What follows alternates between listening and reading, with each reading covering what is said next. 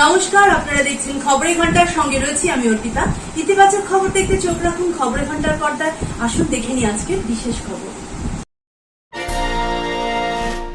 গরিব দুঃখীদের পাশে দাঁড়ান, বড়দিনের ভাবনায় জানালেন বিশপ।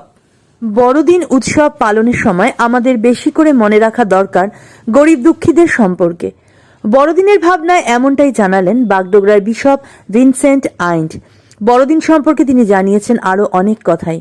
তবে গরিব দুঃখী মানুষ, নির্যাতিত অসহায় মানুষের পাশে আমরা যত বেশি করে দাঁড়াবো, ততই প্রভু যিশুর মূল বার্তা অনুসরণ করার পথে হাঁটব বলে অভিমত দিয়েছেন बिशप विंसेंट आइंड। मेरा नाम है बिशप विंसेंट आइंड, जो यहाँ सिलीगुड़ी बागडोगरा कैथोलिक धर्म प्रदेश का बिशप हूँ।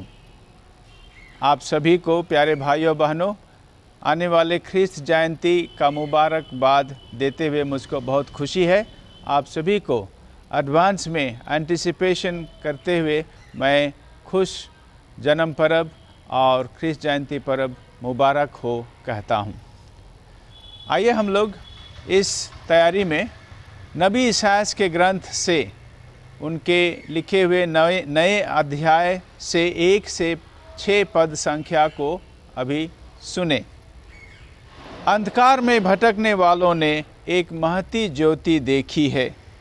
अंधकारमय प्रदेश में रहने वालों पर ज्योति का उदय हुआ है।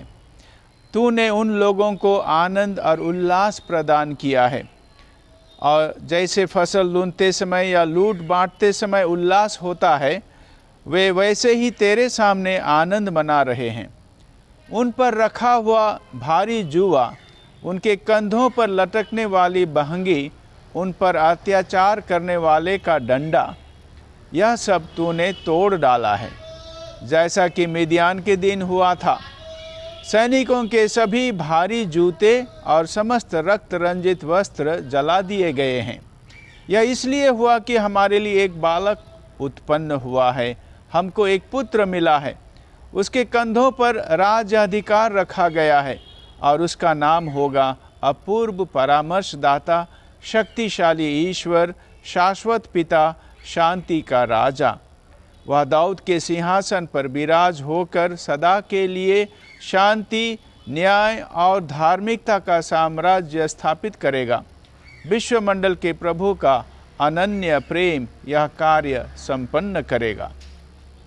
तो प्यारे भाई और बहनों, हम लोग बहुधा और अधिकांश लोग ख्रिस्त जयंती पर्व को बाह्य दृष्टि से मना करके खुश हो जाते हैं, और इन खुशियों को बढ़ाने वाली बहुत सी चीज़ें हम लोगों को बाज़ार में मिल जाती हैं। हमारे नए कपड़े, साज श्रृंगार के सामान, कुछ लाइटिंग के सामान, कुछ नए मीठे पकवान बनाने के सामान, और हम सोचते हैं कि हमारा ख्रिस्त जन्म पर्व इन्हीं वस्तुओं से सफल हुआ।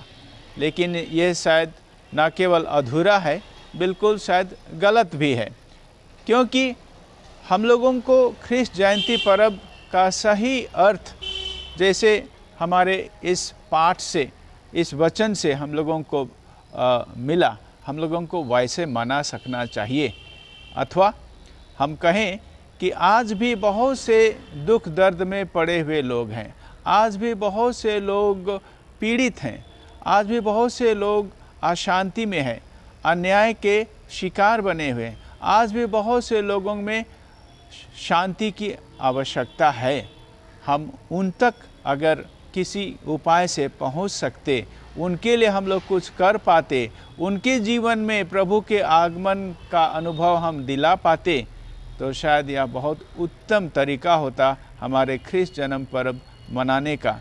तो आइए इस बार के ख्रिस्त जन्म पर्व में हम कोशिश करें कि हमारा ये त्यौहार बाह्य चीज़ों से कम और अंदर की बातों से हम ज़्यादा मना सकें, अथवा हम अपनी कोशिश उन लोगों तक पहुंचने की करें जो लोग आज भी पीड़ित हैं, दुखित हैं, अशांति में हैं, न्याय नहीं पाते हैं, जिन पर अत्याचार होता है, जिन पर शोषण होता है, जो लोग गरीब है, दुखी हैं, ऐसे लोगों के जीवन में अगर हम लोग परिवर्तन ला सकें, खुशियाँ ला सकें, आनंद ला सकें, शायद यह बहुत सुंदर तरीका होगा हमारे ख्रिस्त जन्म पर्व मनाने का।